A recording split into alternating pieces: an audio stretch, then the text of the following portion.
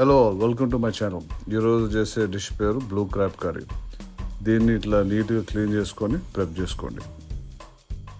Blue crab curry చేయడానికి ingredients ఇవన్నీ రా గరం మసాలా, ఇవన్నీ రోస్ట్ చేసుకొని ఇట్లా పౌడర్ చేసుకోవాలి. Fresh garam masala is good for curry. కారం, పసుపు, ginger garlic paste, cumin and coriander, salt.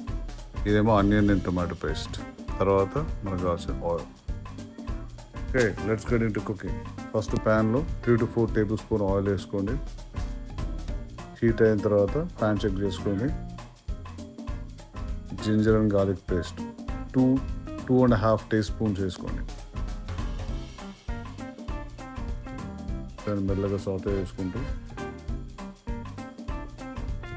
Sathe వేసుకున్న తర్వాత ఈ ఆనియన్ అండ్ టొమాటో పేస్ట్ ఏదైతే మనం గ్రైండ్ చేసుకున్నామో 4 big ladles దాన్ని యాడ్ చేసుకోండి అకార్డింగ్ మీ గ్రేవీ కోసం.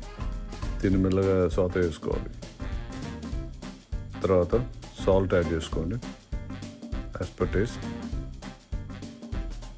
పసుపు అరౌండ్ 1/2 teaspoon. కారం యాజ్ పర్ యువర్ టేస్ట్. నేనైతే మాత్రం 1 tablespoon వేసాను.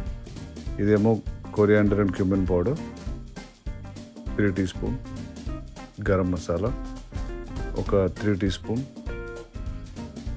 ఇది మెల్లగా సాతే వేసుకొని దాంట్లో ఆయిల్ రిలీజ్ అయినంత వరకు వెయిట్ చేయాలి. ఒకసారి ఆయిల్ రిలీజ్ స్టార్ట్ అయిన తర్వాత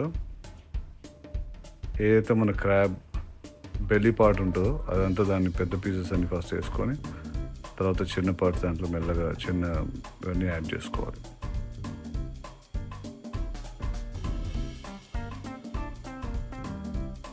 ఇప్పుడు మెల్లగా హాట్ వాటర్ యాడ్ చేసుకొని మెల్లగా మిక్స్ చేసుకోవాలి.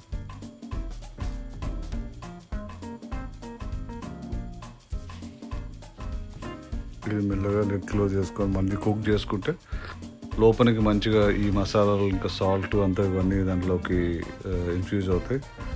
అండ్ దాని తర్వాత మన crab curry will be very tasty. దీన్ని ఒక అరౌండ్ 15 minutes to 20 minutes ఎక్కువ టైం పట్టదు. లాస్ట్లో కొరియాండర్ వేసుకొని ఫినిష్ చేసుకోండి. దాన్ని లో ఫ్లేమ్లో పెట్టుకొని ఒక 5 minutes పెట్టుకొని క్లోజ్ చేసుకోండి. Thank you.